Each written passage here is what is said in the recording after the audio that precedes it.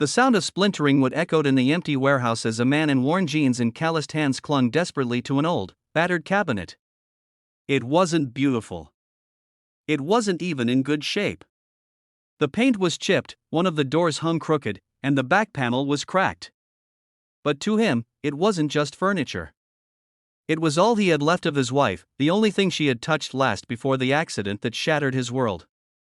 And now, with a firm voice and no emotion, the movers told him it had to go. "That cabinet can't leave," he cried out, his voice breaking, his body trembling as though the weight of a decade of grief and struggle pressed against his chest. What none of them knew was that this single moment, his desperate plea over a piece of furniture everyone else saw as trash, was about to catch the attention of a powerful CEO and change his life forever. If you believe in kindness, second chances, and the incredible power of hope, please take a moment right now to like this video, share it with someone who might need encouragement, and subscribe to Kindness Journal. Together, we can spread stories that remind the world that compassion still exists. His name was Marcus Hale, a single father of a 9-year-old daughter named Ava. His wife, Marissa, had died in a car accident when Ava was just a baby. Since then, Marcus's life had been a series of uphill battles. He had been laid off multiple times, juggling small jobs and struggling to make ends meet. The cabinet, though worn and broken, was his anchor. Inside its drawers were his wife's handwritten recipe cards, little notes she had tucked away, and the last photograph she ever placed inside before the crash. For Marcus, removing it felt like ripping out the last fragile thread that connected him to her memory. That morning, Marcus wasn't fighting just for a piece of wood. He was fighting for dignity, for memory, for something to hold on to when life had already taken almost everything from him. He had been forced to move out of his tiny rented home after months of overdue rent notices piled up. Now, he stood in a storage warehouse, staring down a group of movers who had orders from the property manager. Damaged furniture was to be discarded. It was a rule, not open for discussion, but fate has a strange way of weaving miracles into the ordinary. In that very warehouse, overseeing a completely unrelated business inspection, stood Jonah Mercer, a CEO with a reputation as ruthless in the boardroom as he was meticulous in his company's operations. Mercer was the kind of man who rarely noticed the pain of others. He believed in results, not excuses, and kindness had no place on a balance sheet. And yet, as he walked past the scene of a broken man clutching an old cabinet, something made him stop. Marcus's voice cracked as he begged the movers not to touch it, tears welling in his eyes as he whispered words only he seemed to understand. Jonah watched silently, arms crossed, his sharp suit and polished shoes a sharp contrast to Marcus's rugged, tired frame. Then, with a mix of amusement and challenge in his voice, Jonah said something that would set everything in motion. "If that cabinet means so much to you, prove it. Show me you can make something out of it. Something real. If you can, I'll personally make sure you and your daughter never have to worry about rent again. But if not," he let the sentence hang, cold and sharp. Marcus's breath caught. A challenge? A chance? It sounded absurd, almost cruel, yet Jonah's eyes were steady. It wasn't pity, Jonah was testing him. And Marcus, who had fought invisible battles for years, felt a spark inside his chest he hadn't felt in a long time. He accepted. That night, Marcus wheeled the cabinet into the tiny garage he now called home. Ava sat nearby, her big brown eyes filled with curiosity as she watched her father run his hands across the battered surface. She didn't fully understand what was happening, but she could see in her father's face something she hadn't seen in months: determination. Marcus stayed awake for nights sanding, hammering, gluing, and painting. He didn't have money for expensive tools or materials.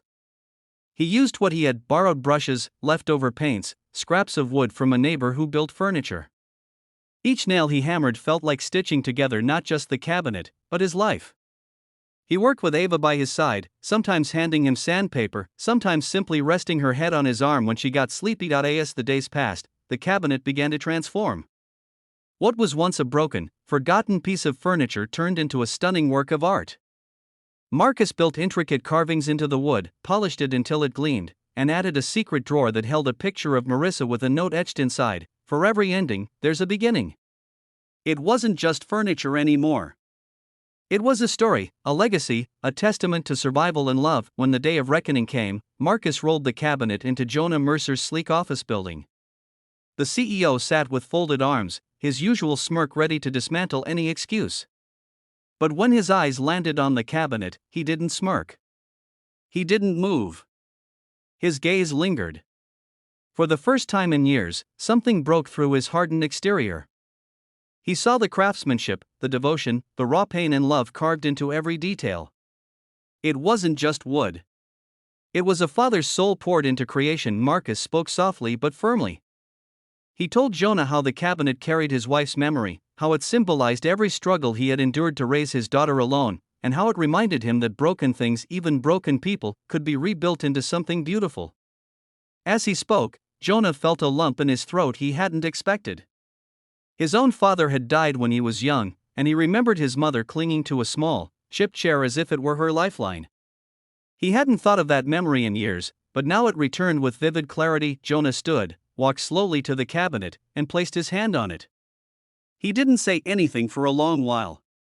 Then, with a voice quieter than anyone in the room had ever heard from him, he said, "You've proven me wrong."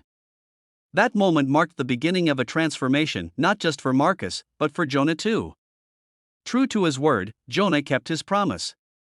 He offered Marcus a position in his company's design department, not as charity, but because he recognized raw talent and unmatched dedication. The cabinet wasn't discarded, it was placed in the company's main lobby, with a small plaque beneath it, "From broken to beautiful, proof that second chances build the strongest foundations." Word spread quickly through the company.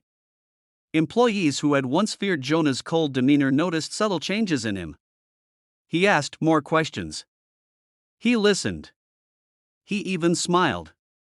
And it all began with one man's desperate cry, "That cabinet can't leave." For Marcus, life was still not easy, but it was no longer hopeless.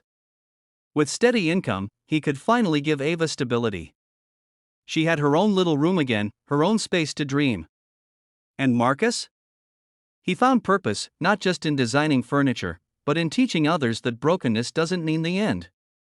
It means the possibility of something new. So, to everyone listening right now, if this story touched your heart, if it reminded you that kindness, resilience, and love can turn even the darkest days into something beautiful, please take a moment to like this video, subscribe to Kindness Journal, and share it with someone who needs to believe in second chances. And before we end, I have one special request. Take a moment to comment below with the words "Broken things can be rebuilt," so we can flood this space with hope and encouragement for anyone who needs to see it today, because sometimes, all it takes to change a life is not money, not power, not rules, but the courage to fight for what others call worthless, and the kindness of someone willing to see the value in it. And it all began with one desperate cry.